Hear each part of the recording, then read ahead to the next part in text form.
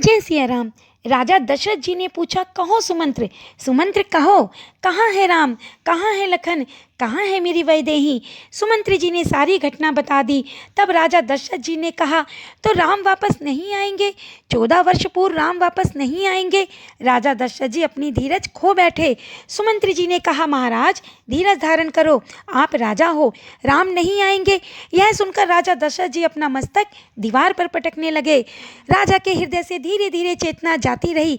राजा दशरथ मूर्छित होकर गिरे हैं, कंदन कर रहे हैं और अपने मुख से मात्र एक ही शब्द राम राम कर रहे हैं। भगवान श्री राम के विरह में दशरथ जी के हृदय में दुख हो रहा है। गोस्वामी जी अंत में कहते हैं, राम राम कहीं राम कहीं, राम राम कहीं राम, तनु परिहरि रघुबर विरह, राउ गयऊ सुरधाम।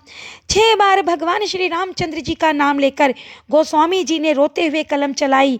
राजा दशरथ जी ने अपने प्राण त्याग दिए।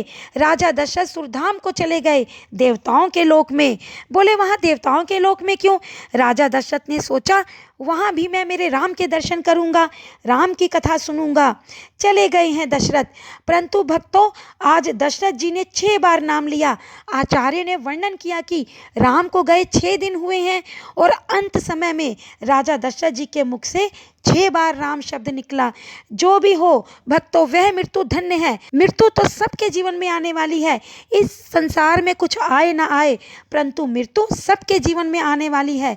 लेकिन धन्य है वह मृत्यु जिस मृत्यु के समय हमारे मुख से भगवान का नाम निकल जाए।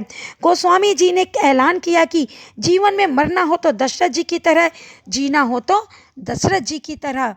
जियन मरण फल दशरथ पावा, राम विरह करी मरनु संवारा। ओ राम विरह करी मरनु संवारा। सच में भक्तों, जीने और मरने का यदि सही फल किसी ने प्राप्त किया है तो वो है दशरथ। क्योंकि जीते जी जिए तो राम के लिए, राम को देखना, राम को सुनना, राम की सेवा में जीवन बीता। और अगर मृत्यु आई भी तो राम के विरह में, जीना मरना मात्र राम के लिए।